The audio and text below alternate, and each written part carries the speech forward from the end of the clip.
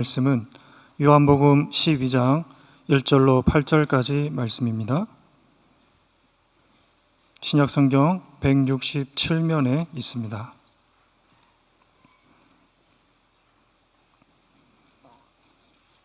유월절 엿새 전에 예수께서 베다니에 이르시니 이곳은 예수께서 죽은 자 가운데서 살리신 나사로가 있는 곳이라. 거기서 예수를 위하여 잔치할세 마르다는 일을 하고 나사로는 예수와 함께 앉은 자 중에 있더라. 마리아는 지극히 비싼 향유 곧 순전한 나드 한 근을 가져다가 예수의 발에 붓고 자기 머리털로 그의 발을 닦으니 향유 냄새가 집에 가득하더라. 제자 중 하나로서 예수를 잡아줄 가룟 유다가 말하되 이 향유를 어찌하여 300데나리온에 팔아 가난한 자들에게 주지 아니하였느냐 하니, 이렇게 말하면 가난한 자들을 생각함이 아니오 그는 도둑이라 돈깨를 맞고 거기 넣는 것을 훔쳐 가미로라. 예수께서 이르시되 그를 가만두어 나의 장례할 날을 위하여 그것을 간직하게 하라. 가난한 자들은 항상 너희와 함께 있거니와 나는 항상 있지 아니하리라 하시니라. 아멘.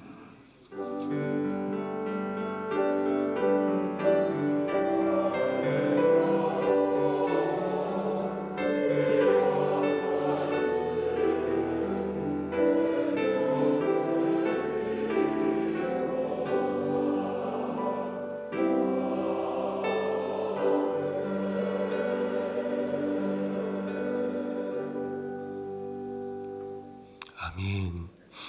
네, 오늘 봉독해 드린 본문의 배경은 베다니 마을에서 이루어진 일입니다. 이 베다니는 구약 성경에서는 한 번도 등장하지 않는 별로 중요하지 않는 그런 소읍으로 이해됩니다.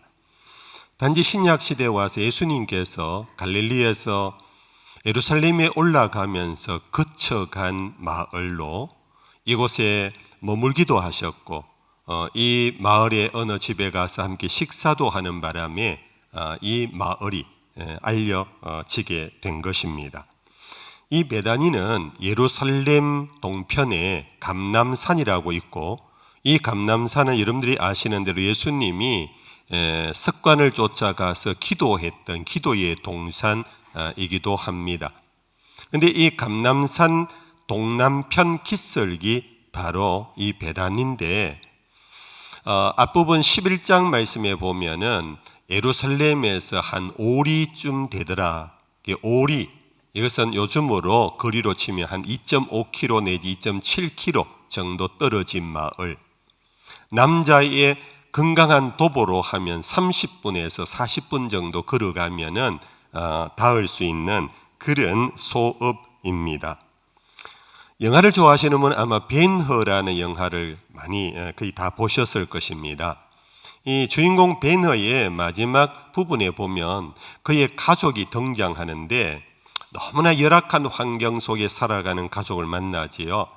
나병 환자들이 있고 기타 여러 가지 많은 질병이 있는, 그러면서 너무나 가난한 마을인데, 예루살렘 성민들이 갖다 버리는 쓰레기, 심지어 음식 쓰레기조차도 이 베다니 사람들이 그것을 받아다가 먹고 살아가는 그런 슬픔의 도시, 고통의 도시, 도시라고 말하기는 좀 그렇네요. 그 죽음과 어둠의 마을, 이것이 바로 베다니입니다. 성경에 이 예루살렘과 베다니가 바로 오리 정도를 사이에 두고 이렇게 있는데, 그 규모 면에서도 그의 구성원의 어떤 면에 있어서도 마치 양의 아주 극대비로 이어지는 그런 어떤 풍경화 같은, 그것이 바로 예루살렘의 그늘이 베다니고 베다니의 빛을 비춘 곳이 예루살렘이다, 이렇게 할 정도의 풍경화를 여러분들 나름 연상하시면 좋겠습니다. 예루살렘 사람들은 베다니를 내려가는 것을 싫어했겠지요.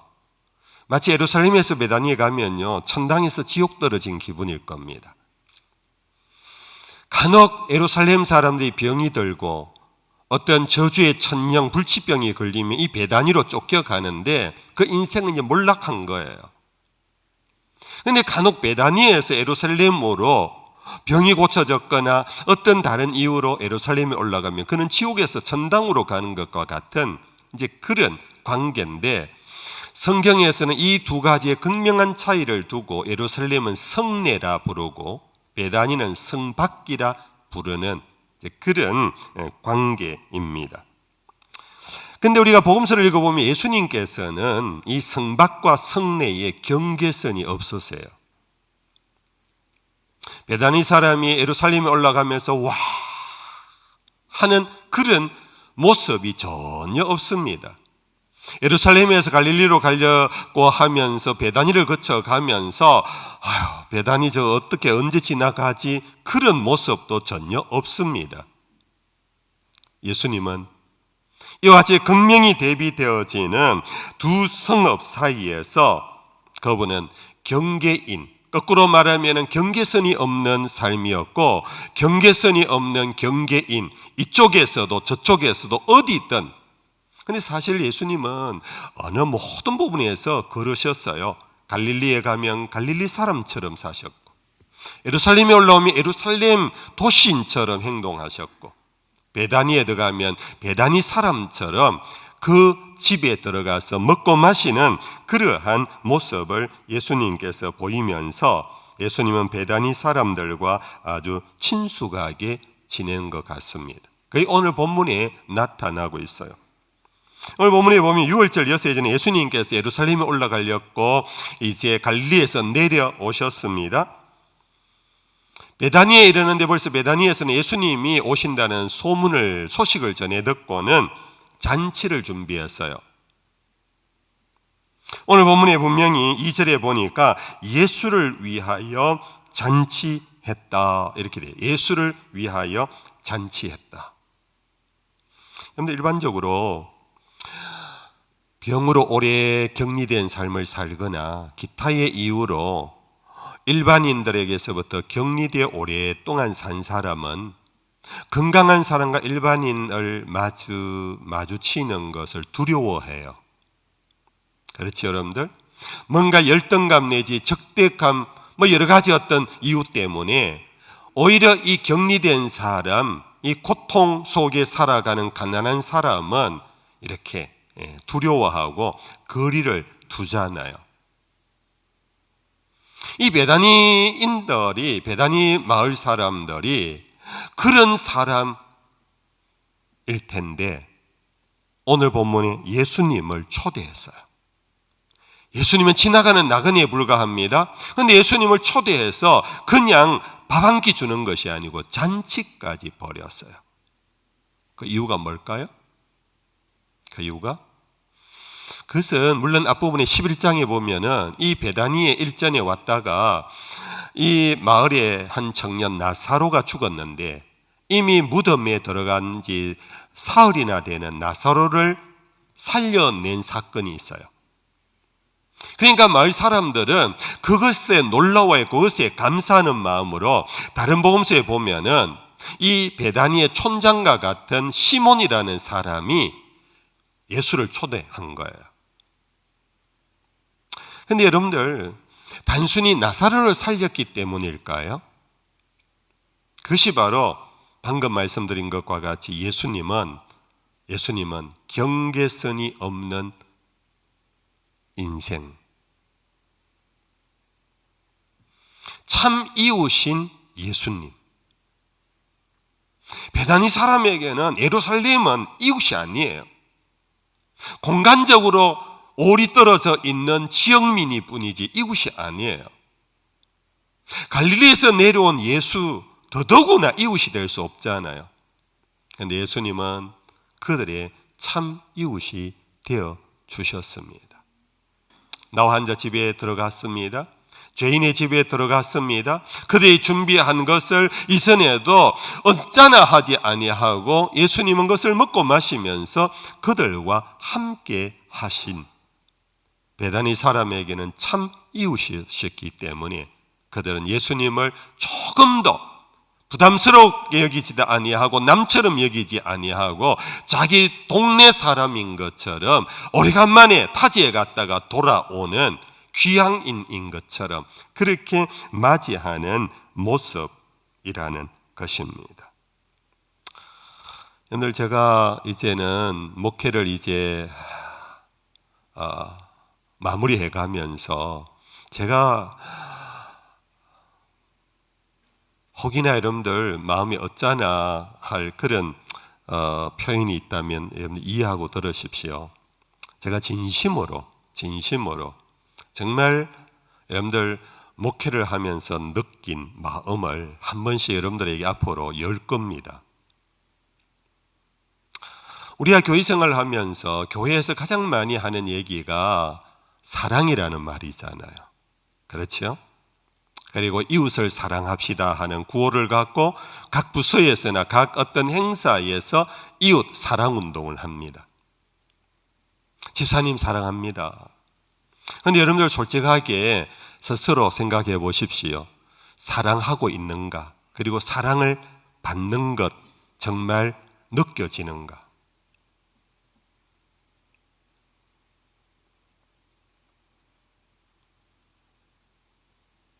사랑은 선물을 주고받거나 음식을 함께 먹는 게 사랑이 아니에요. 그건 교제에 불과해요. 사랑은 경계선이 없는 게 사랑이에요. 경계선이 없는 거. 여러분들 이웃 사랑에 있어서 가장 핵심은 뭐냐 하면 구호하는 게 아니에요. 돈 봉투 주는 게 아니에요. 명절에 어떤 그런 분들에게 여러분들 우리는 해야 됩니다. 그런데 중요한 것은 하면서 늘 잊지 말아야 할 것은 도움을 받는 구호를 받는 사람의 마음을 헤아리며 하셔야 돼요. 여러분 우리는 한 번씩 이웃에게 도움을 줍니다. 선물을 줍니다. 어디 가서 행사를 합니다. 위로잔치를 합니다. 우리는요 돌아오면서 행복해 하잖아요. 보람찬 하루를 느끼면서. 그렇지 여러분들? 네. 그런데 그 도움을 받은 사람들은 하루 종일 부끄러운 하루가 될 수가 있어요. 이 말 이해하십니까? 부끄러운 하루가 될 수 있어요. 나는 줘서 좋은데 받는 사람은요 받을 수밖에 없는 형편 자체도 슬픈데 주는 사람의 모습이 주고 돌아가는 그 뒷모습을 보면서 전혀 이웃 같지를 않아요. 전혀 사랑하는 것 같지를 않아요. 거기서 오히려 자괴감을 더 느끼고 마음이 더 섭섭해져요. 오히려 거기에서 상처를 입어요. 그런데 이것은 제가 이론적으로 얘기하는 게 아니고요. 제가 어린 시절 청년기까지 저는 이런 받는 사람의 도움을 받는 사람의 입장에서 상처가 많은 사람이에요. 주는 사람 웃으면서 막 줘요. 주는 사람은 막 자기 스스로 자유에 빠져가지고 행복하면서 막 줘요. 그러면서 와서 막 기념사진 촬영까지도 막 해요. 근데 받는 사람은요 그 사진 찍는 게 얼마나 여러분들 부끄러운지 아세요? 힘든지 아세요? 물론 여러분들 도움을 받는 그 돈봉투 하나, 물건 하나 그 자체는 나에게 필요해서 받을 수밖에 없어요. 근데 주고 가는 사람 그 순간 고맙기는 해요. 안 고마운 건 아니에요. 고맙기는 해요. 그런데 여러분들 돌아가는 그분을 보면서 더 느끼는 것은 뭐냐? 나와 저 사람은 다르구나. 뭔가 느껴지나? 이해가 되나요? 여기에서 여러분들 받는 사람의 입장에서는 너무 힘들어요. 베다니 사람이 예루살렘 사람 그리고 갈릴리 지나가는 나그네 그들이 베다니 사람들에게는 이웃이 되지를 못했어요. 지나가면서 뭐 하나 던져주고 갈 수는 있어요. 예루살렘 성민들이 먹고 남는 쓰레기 그것을 줌으로써 그 사람들 연명을 할 수 있어요. 고마운 일이지요. 그러나 전혀 베다니 사람들은 그들을 자기 이웃이라고 여기지를 못해요. 왜냐? 성 내와 성 밖의 경계선이 너무나 뚜렷하고 나의 처지와 저 사람의 처지가 너무나 구분되면서 도움받는 그 슬픔 속에 더 마음의 상처를 입어요.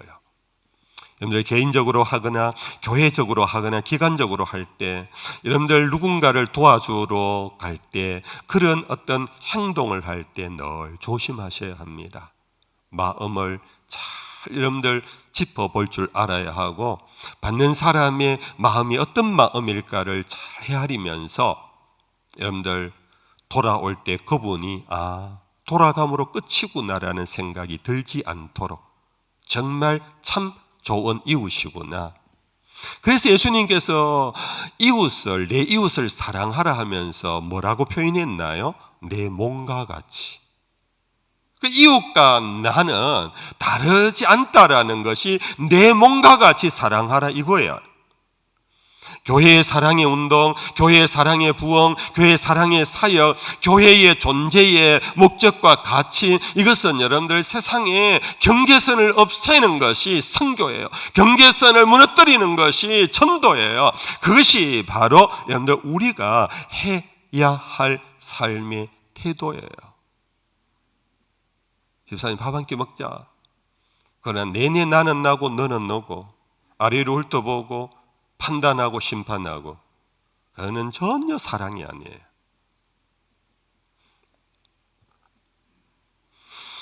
말씀 육신이 되어 우리 가운데 거하셨다라는 예수님, 그의 정수가 바로 이 베다니에 초대받는 이 장면에서 드러나는 거예요. 그들은 예수가 나사로를 살려줬기 때문에 그냥 모시는 게 아니에요. 그 사람이 대단을 납비기 때문에 모시는 것이 아니에요. 그들의 진정한 친구고 진정한 이웃이 되어 주셨기 때문에 예수님이 예루살렘에 올라간다 하니 지나가는 길에 우리 모시자 하고 모셔서 그들은 잔치까지 베푸는, 이 잔치집이 시몬이라는 사람의 집인데 다른 복음서에 보면은 문둥이 나병 환자 시몬이라고 되어 있어요. 그 나병 환자 집에 초청을 해도 예수는 전혀 거리낌 없이 똑같은 사람으로 대하며 갈 수 있었기 때문에 그들은 예수를 초청했고 예수를 위한 잔치를 벌일 수가 있었던 것입니다. 성경 히브리서에서는 이렇게 이것을 서술을 하고 있어요. 우리 같이 한번 읽어볼까요? 그러므로 예수도 자기 피로서 백성을 거룩하게 하려고 성문 밖에서 고난을 받으셨느니라.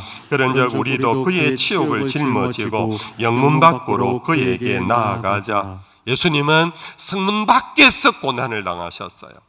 나에게 고난당한다 하고 그냥 막 어떤 프레젠테이션을 한 게 아니에요. 연기한 게 아니에요. 성문 밖 그 자리가 고난의 자리고 죽음의 자리, 거기에 가셨. 우리도 예수의 제자라면은 우리도 영문 밖으로 그에게 나가자, 그렇게 말하고 있어요. 이제 예수님께 초대받은 잔치 자리 집을 한번 들여다봅니다. 오늘 2절 3절 말씀 속에 이 잔치집의 풍경이 간단히 기록되고 있어요. 우리 한번 같이 읽어볼까요? 2절 3절입니다. 거기서 예수를 위하여 잔치할새 마르다는 일을 하고 나사로는 예수와 함께 앉은 자 중에 있더라. 마리아는 지극히 비싼 향유 곧 순전한 나드 한 근을 가져다가 예수의 발에 붓고 자기 머리털로 그의 발을 닦으니 향유 냄새가 집에 가득하더라.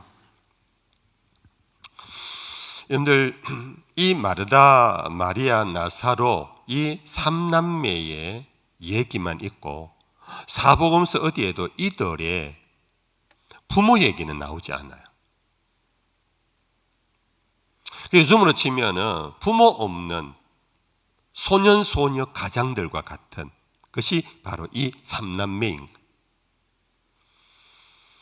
그냥 제가 행간 속에서 추측하기를 이 부모가 과거에 혹이나 예루살렘 성민 사람이 아니었을까. 그러다가 어느 날 병이 들었어요. 예루살렘은 거룩한 도성이라 병든, 특별히 천령, 나병이나 혹은 기타의 저주의 병이 걸리면 예루살렘에서 쫓겨나요. 그래서 이 젊은 부모가 아이 셋을 데리고 베다니로 내려와서 살다가 결국 부모는 오래가지 못하고 세상을 떴던 그런 가정이 아니었을까 생각해 봅니다. 그래서 남겨진 삼남매가 그래도 오빠라고 나사로가 자기 여동생 어린 동생을 데리고 어쨌든 생존을 위하여 발부둥 치면서 이 베다니에서 살던 중에 오빠가 동생을 위하여 너무 많은 일을 했었는지 부모의 유전병을 받았었는지 아니면 어릴 때 제대로 못 먹어서 몸이 허약했던지 나사로가 일찍 병이 들어 이 오빠도 죽어버린 거예요.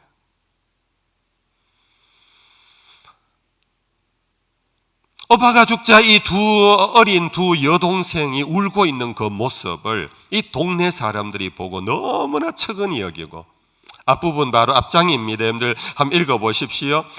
많은 사람이 이 가정에 와서 이 두 소녀를 위로하고 함께 우는 장면이 나와요. 부모가 얼마 전에 돌아가셨는데 오빠마저 죽으면 쟤를 어떡하냐고. 아마 저는 충분히 행간 속에 그런 그림이 보여져요. 그래서 울고 있을 그때 예수님께서 오신 거예요. 예수님께서 무덤을 찾아갔습니다. 이미 무덤에 들어간 지 사흘이 지나 이미 냄새가 나고 있는 나사로를 향하여 예수님께서, 여러분들 아시지요? 나사로야, 나사로야, 일어나 나와라. 그로 인하여 나사로가 회생하게 되었어요. 여러분들, 이것은 이 마을에서도 이거는 정말로 토픽 뉴스일 거고, 이 마을이 들썩거렸을 거고, 이 소문이 아마 다른 지역에도 많이 퍼져갔을 거고, 여러분들, 그래서 예수님 오신다 그러니까 이 마을의 사람들이 함께 모여 잔치를 하는 그런 가운데, 여러분들, 다른 어떤 마을 사람보다도 이 세 사람이 쉽게 말하면 죽음에서 생명으로 옮겨진 사람들, 그렇지요? 구원받은 사람. 그러니까 이 촌장 시몬의 집에 예수님이 초대받아 잔치를 한다 그러니까 이 세 남매가 이 자리에 온 거예요. 그들의 모습을 하나씩 볼까요? 마르다는 일을 하고, 간단하게 되어 있습니다. 마르다는 일을 하고, 다른 복음서에 보면 마르다는 예수님의 음식을 위하여 부엌을 드나들면서 열심히 예수님을 대접하려고 준비하는 장면이 나와요. 그렇지 않겠습니까? 자기 오빠를 살려준 은인인데 단순히 돈봉투 하나 던지고 간 부자 청년이 아니었습니다. 죽은 오빠를 살려줘서 가정의 희망의 불길을 살렸고 그들의 기둥을 다시 일으켜 세워준 예수님이 오셨는데, 그들은 돈이 없어서 잔치는 준비 못해도 이 촌장 시몬의 집에서 잔치한다니까 마르다는 쫓아가서 아마 그 연약한 여인이 여러분들 아마 물동이도 날랐을 거고 음식도 날랐을 거고 뭐 배추도 씻었을 것이고, 여러분들 온갖 일로 몸을 다하여서 음식을 준비하는 그런 모습입니다. 이때 나사로는 예수와 함께 앉은 자 중에 있더라. 그런데 이것은 우리가 당시 유대의 어떤 그 습관, 문화, 풍습을 아셔야 하는데요. 이 유대인들은 음식을 먹기 전에 이 앉아 있는데, 이 앉아 있는 모습이 우리처럼 식탁 테이블에 의자에 둘러 앉아 있는 게 아니고요. 여러분들 집에 가면 좀 피곤하면 소파에 이렇게 기대어 눕잖아요. 기대어 눕는 모습이 그 시대에 아주 친근한 사람과 함께 교제할 때, 음식을 먹을 때 주로 그렇게 해서 음식을 먹었어요. 그러면서 이 나사로는 예수님, 자기를 살려준 사람, 구원자 아닙니까? 그냥 다쳤다가 나은 게 아니에요. 그냥 절도했다가 나은 게 아니에요. 무덤에 들어갔다가 나온 나사로에게는 예수는 자기의 전부일 겁니다. 그 예수님을 만나는 순간 그는 예수님, 마치 무릎베기를 해서 예수님 옆에 와서 은근히 사랑을 표현하고 예수님의 말씀에 집중하면서 귀를 기울이면서 예수님을 바라보는 지금 그런 그림이에요. 여기에 막내 동생 마르다는, 여러분들 오늘 아주 특별한 마르다의 모습입니다. 사실 다른 복음서에 보면 마르다는 언니가 부엌에서 열심히 음식 준비하고 있을 때 그의 오빠처럼 예수님 곁에 무릎 밑에 앉아서 예수님의 말씀을 듣는 것으로 나오는데, 오늘 요한 사도는 이 복음서에서 그러지 아니하고 이 나드 향유를 가지고 와서 예수님에게 붓는 사건으로 기록해 두고 있습니다. 여기에 이 예수님의 발에 부었다라는 향유, 너무나 유명하기 때문에 여러분 잘 알지요. 그 향유는 나드라는 향유인데요, 학자의 도움을 받습니다. 이것은 당시 팔레스타인 땅에서는 거의 구하기 어려운 히말리아 산, 인도 북부의 여러분들 네팔의 그 히말리아 산 거기에서 어떻게 해서 만들어지는지 모르겠지만은 가장 세계에서 최고의 향이 나는 향유, 그 한 건을 가지고 예수님에게 부었어요. 참고 도서에 의하면은 이 나드 한 건은요, 한 건은 300g 정도의 양인데, 이것은 당시의 돈으로 치면 그 밑에 나옵니다만 가룟유다 얘기 속에 300데나리온의 가치랍니다. 여러분 아시겠지만 한 데나리온은 당시 젊은 청년이 나가서 일해서 벌어오는 하루 품삯입니다. 300데나리온은 얼마입니까? 1년치의 연봉입니다. 여러분 요즘 1년치 연봉이 우리나라에 평균으로 쳐볼까요? 3천이라 할까요? 5천이라 할까요? 좀 많게 잡아봅시다. 한 5천, 이게 평균 연봉이라 잡아봅시다. 5천만 원짜리 나드 한 건을 예수님에게 발에 붓고는 그것만이 아니라 여인의 가장 귀중한 자기 머리털을 가지고 예수님의 발을 닦여주는 그런 장면입니다. 여러분들 묻지 마십시오. 목사님, 이 가난하고 슬픔과 고통의 마을에 이렇게 엄청난 값어치 있는 나드가 어디서 나왔습니까? 묻지 마세요. 저 몰라요. 이건 어떤 추측도 불가능해요. 도대체 이게 어디에 나왔는지는 모르겠어요. 그냥 제 혼자 이런 추측은 하나 가능하지 않을까. 그의 부모가 앞서 말씀드렸죠. 원래 예루살렘 성민 사람이었는데 병이 들어 쫓겨나서 올 때에 그들이 가지고 온 나름의 가산, 그것을 가지고 있다가 막내딸에게 주었을지 아닐까, 그런 생각은 해봅니다만 아무튼 그것은 몰라요. 그런데 중요한 것은 그게 어디서 났느냐가 문제가 아니에요. 그것의 주인이었던 마리아가, 그의 언니는 예수님 온다 하자 자기 온몸을 던져서 예수님을 대접하려고 부엌을 드나들고 있고, 자기 오라비는 생명의 주이신 예수님의 그 무릎 밑에 앉아서 예수님의 말씀에 집중하고 있고, 마리아는 자기 가진 전부를 예수님에게 부어드리는 예수님을 향한 참된 진실한 사랑과 진실한 믿음과 진실한 존경지심이 이 삼남매의 이 잔치자리에서 보여준 그들의 반응이라 할 수 있죠. 여러분들, 오늘 이것이 영과 진리로 드리는 예배의 모델입니다. 나사로는 무덤에서 나왔을 뿐입니다. 그러나 우리는 본질상 진노의 자식이요 이미 죽었던 우리를 그리스도의 보혈로 씻어주시고 의롭다 해주시며 하나님의 자녀로 삼아 우리에게 조회의 생명을 주셔서 다시는 죽음이 없는, 죽어도 다시 사는 영생을 우리에게 부어주신, 아니 그 영생을 우리가 구원받은 사람들입니다. 아멘입니까? 아멘입니까? 여러분들, 그렇다면 나사로와 마리아와 마르다 그들의 얘기로 그쳐서 되겠습니까? 그들만 그들의 구원자 예수님에게 몸을 다 바쳐서, 시간을 다 바쳐서 대접하고, 그들의 마음을 집중해서 예수의 입에서 나오는 말씀에 집중하고, 그들의 가진 전부를 예수에게 쏟아붓는 이 일이 그들만의 일로 여러분들 넘길 자격이 우리에게 있나요? 여러분들, 이것이 우리들의 예배의 태도가 되어야 합니다. 오늘 우리는 영원한 생명을 얻은 구원받은 백성이라는 확신이 있다면 이거는 자연스럽게 나와요. 자연스럽게 되어야 해요. 이것이 마르다의 자연스러운 반응이고 마리아의 자연스러운 모습이고, 나사로가 누가 시켜서 한 게 아니에요. 누가 동원시켜서 그렇게 된 게 아니에요.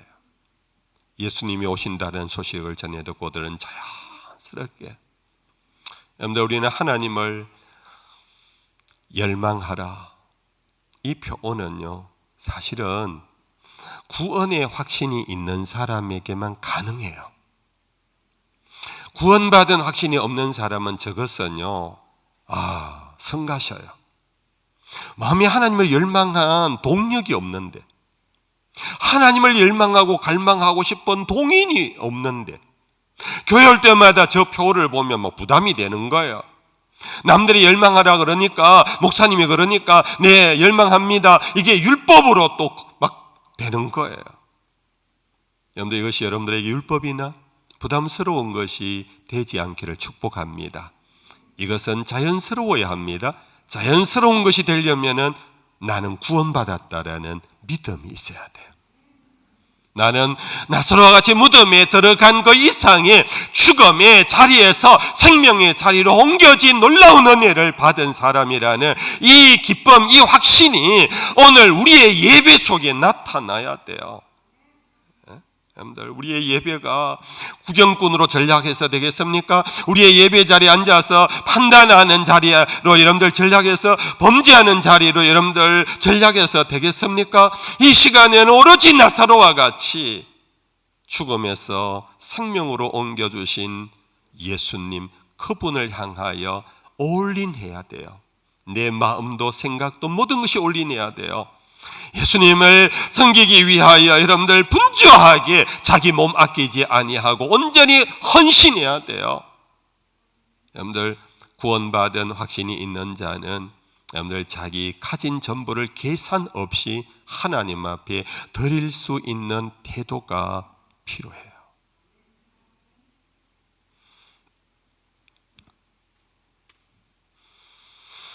저는 간혹 혼자 있을 때 혹은 어디에 갈 때 혼자 흥얼거리는 찬송이 있어요. 그 중에 하나가 찬송가 23장입니다. 만입이 내게 있으면 그 입 다 가지고 내 구주 주신 은총을 찬양한다라. 여러분들, 나에게 입이 2개 있으면 하나는 예배하고 하나는 남바 이렇게 하겠어요? 입이 10개 있다면 나누어서 이거는 공부하고 이거는 말하고 이거는 회의하고 이거는 남도 입하고 하고 그러시겠어요? 여러분들, 이 찬송가를 여러분들 부를 수 있는 자는 정말 그래야 돼요. 나에게 입이 10,000개가 있다면 어느 하나도 쓸데없이 사용하지 아니하고 날 구원하신 그 주님을 다, 그 입을 다 사용해서 주만 높이며 찬양을 하겠네. 우리 한번 불러봅시다.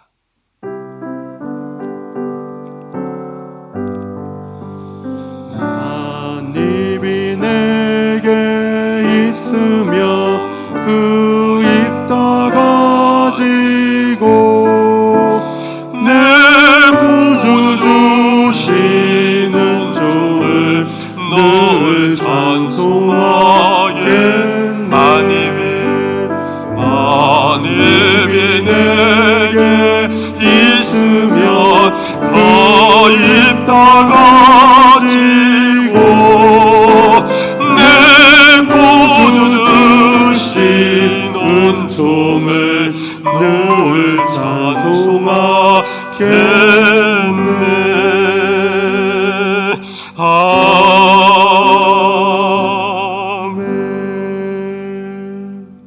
이러고 있는 3남매에게 제자들이 웅성웅성하기 시작했어요. 마태복음과 마가복음에 보면 제자들 전부가 웅성거리고 있는 모습을 기록하고 있어요. 오늘 요한복음에서는 그 중에 대표한 사람 가룟 유다가 이 마리아 앞에 나선 거예요. 여러분들 잘 아는 오늘 그들의 반응입니다. 우리 한번 읽어볼까요? 4절 5절입니다. 다 같이 읽어봅시다. 4절 5절. 제자 중 하나로서 예수를 잡아줄 가룟 유다가 말하되 이 향유를 어찌하여 300데나리온에 팔아 가난한 자들에게 주지 아니하였느냐. 여러분들, 이 가룟 유다의 이 나무람은요, 사실은 합당한 나무람이에요. 이거는 형식 논리로서는 지극히 옳은 판단이에요. 여러분, 5천만 원을 순간에 다 허비한 마리아를 보고 감동받고 막 좋아하고 박수 치는 것은 부자연스러워요. 이 향유는 부었기 때문에 다시 되돌릴 수가 없어요. 주워 담을 수가 없어요. 여러분, 5천만 원이나 가지고 아무리 예수님의 발이지만 그 발에 부었다 제자들이 웅성거릴 수밖에 없지 않을까요? 특별히 여러분들 계산에 빠른 가룟 유다가 나무란다라는 것은 그 행동에 대하여서 여러분들 크게 이거 악하다 이렇게 볼 만한 건 아니에요. 사실 여러분들 중에도 그럴 것 같은, 아니 저도 그럴 것 같아요. 아니 장로님, 그 많은 돈을 왜 여기에 부습니까? 저도 그럴 것 같아요.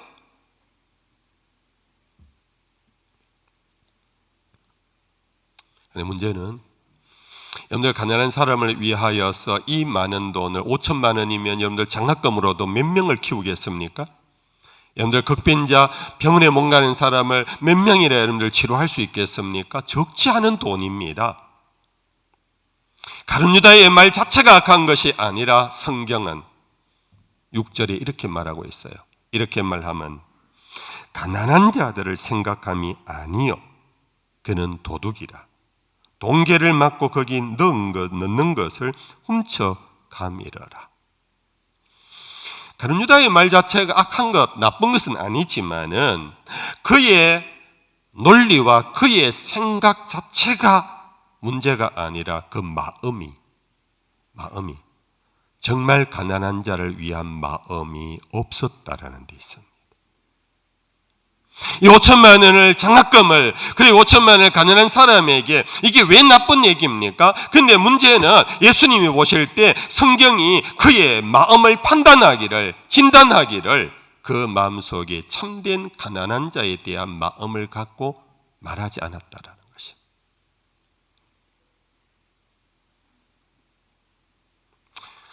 제가 목회 이제 접어가면서 제가 이제 하나씩 좀 터뜨리려고 그래요. 여러분들 상처 날지 모르겠는데요. 그러나 여러분들 제가 진심으로 정말 믿음의 아버지처럼 우리 형제 자매들이요, 믿음의 오라비에게, 믿음의 아버지에게 듣는 진심이라고 들어주십시오. 저 사실 목회하면서 우리 범어교회 특별히 정말 제가 감동받고 제가 너무 정말 본을 받을 만한 분들이 참 들어 있었어요. 내가 만약 목사가 되지 않고 내가 집사라면 저렇게까지는 못할 거다.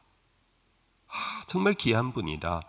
참 이런 분들 우리 범어교회에 들어 있었어요. 그래서 제가 이 25, 6년 동안 은혜 중에 목회를 한 것 같아요. 다 얘기는 못해요. 근래에 80 넘으신 우리 성도 한 분이요, 어디서 났는지 몰라요. 헌금한 것에 대해서 제가 질문하지는 않으니까요. 하나님 앞에 드린 걸 제가 뭐라고 말하지는 할 수는 없잖아요. 수천만 원을 헌금을 11조를 했더라고요. 어디서 났는지 모르겠어요. 아들 이름과 함께 드렸어요. 제가 짐작을 했어요. 짐작으로. 이 어른 집을 파셨구나. 수천만 원이니까 11조로 드려요. 여러분들, 전에도 제가 우리 교회에서 어느 장로님 어느 몇몇 분이요, 정말 이런 분이 계셨어요. 그런데 여러분들 이거 쉬운 일이 아니거든요. 여러분들 집 팔아갖고 11조 해본 분 계세요? 집을 팔면 또 다른 집을 사야 되기 때문에 여러분들 그걸 수입으로 잡아서 11조 낸다는 것은 사실 어려워요. 그런데 이 어른은 그런 계산을 하지 않았어요.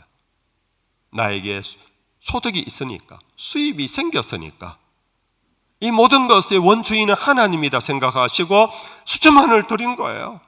거기에 정말 아들의 동의를 얻어서 아들까지 동의해 준 것은 어머니의 믿음을 이어간 아들의 모습이라 저는 정말 감동받았어요. 우리에게 이 자리에 있습니다마는 이 예배당을 지을 때 우리 성도들께서 정말 십시일반 헌금하셔서 이 예배당을 지었어요. 여러분들 정말 모든 분들의 여러분들 헌신 속에 이 예배당이 오늘 생긴 거예요. 그 가운데 어느 분께서 작정을 매덕을 했어요.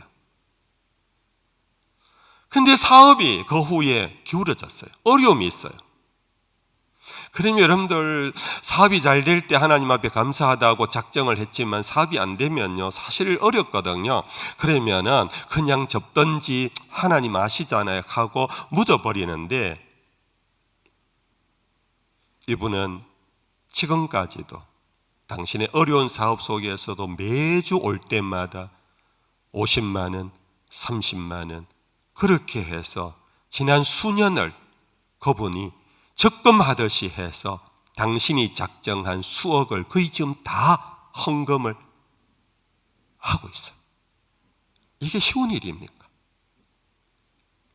참 이런 분들 때문에 제가 목회를 정말 힘을 잃었다가도 다시 힘을 내고 죄송합니다. 여러분들 특정한 인물을 좀 얘기해서 죄송한데 마리아의 이 모습이 그런 것 아니겠습니까? 계산이 없어요. 자기 전부를 드렸어요. 왜? 구원자니까. 우리 오라비를 살려줬고 우리 집안을 살려줬고 나의 구원자니까 구원받은 백성에게 주님 앞에 드리는 게 계산이 안 되는 거예요.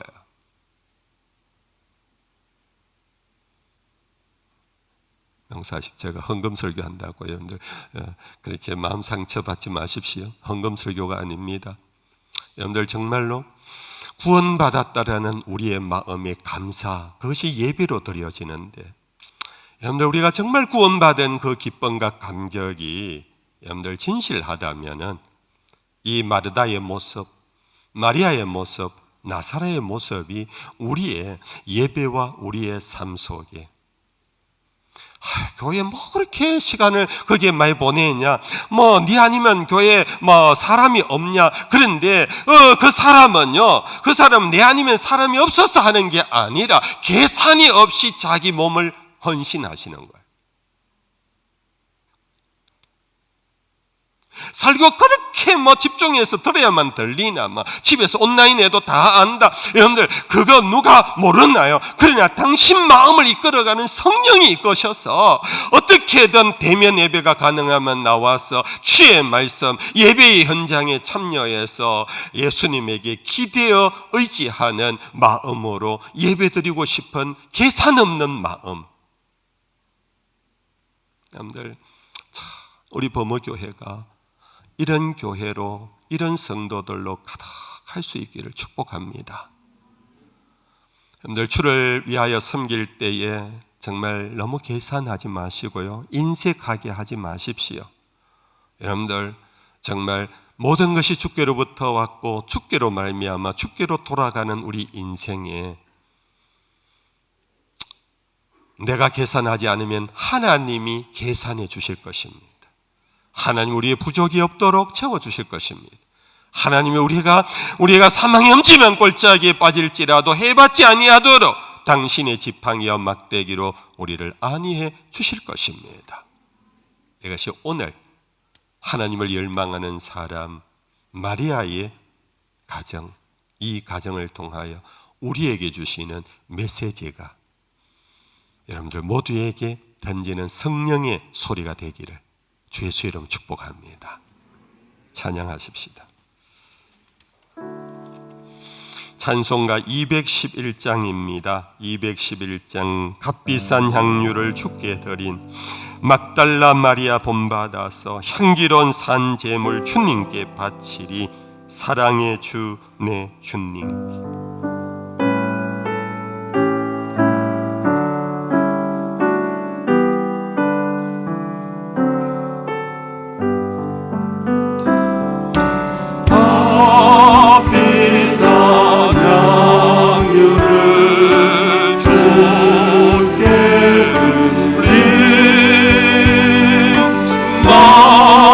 막달라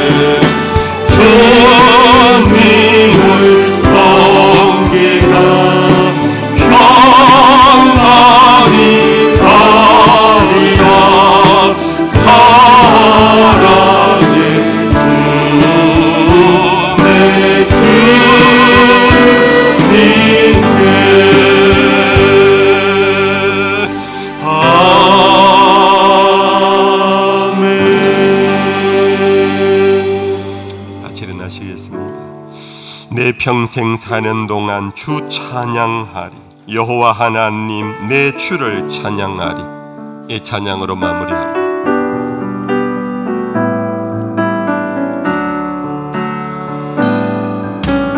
내 평생 사는 동안 주 찬양하리. 여호와 하나님 내 주를 찬양하리. 주님을 독상하니 즐겁도다. 내 영혼 주 안에서 참 기쁘리. 아멘. 내 영혼아 주님을 송축하라. 내 영혼아 주님을 찬양하라. 내 영혼아 주님을 송축하라. 내 영혼아 주님을 찬양하라. 성전을 떠나기 전 우리 기도하고 갑시다.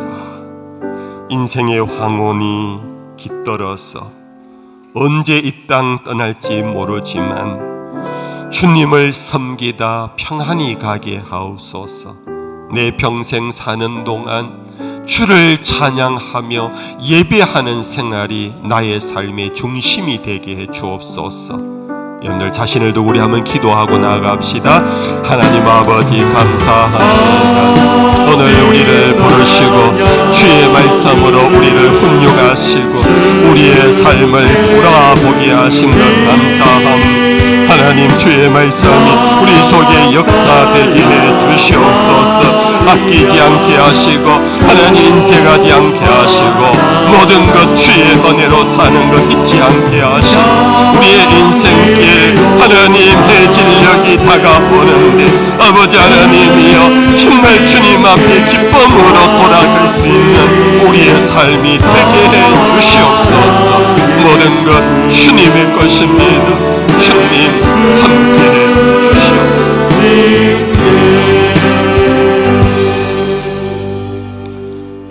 여호와는 내게 복을 주시고 너를 지키시기를 원하며 여호와는 그 얼굴을 내게 비추사 은혜 베푸시기를 원하며 여호와는 그 얼굴을 내게로 향하여 드사 평강 주시기를 원하노라.